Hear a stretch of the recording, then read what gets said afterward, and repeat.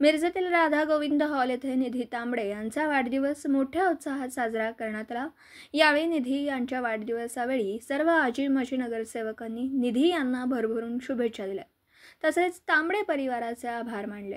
आज माननीय राजेंद्र महादेव तांबडे व सौ छाया राजेंद्र तांबडे यांची नात निधी व अविराज राजेंद्र तांबडे यांची सुकन्या तिचा प्रथम जन्मदिन हा राधा गोविंद हॉल येथे मोठ्या उत्साहात आनंदमय वातावरणात संपन्न झाला।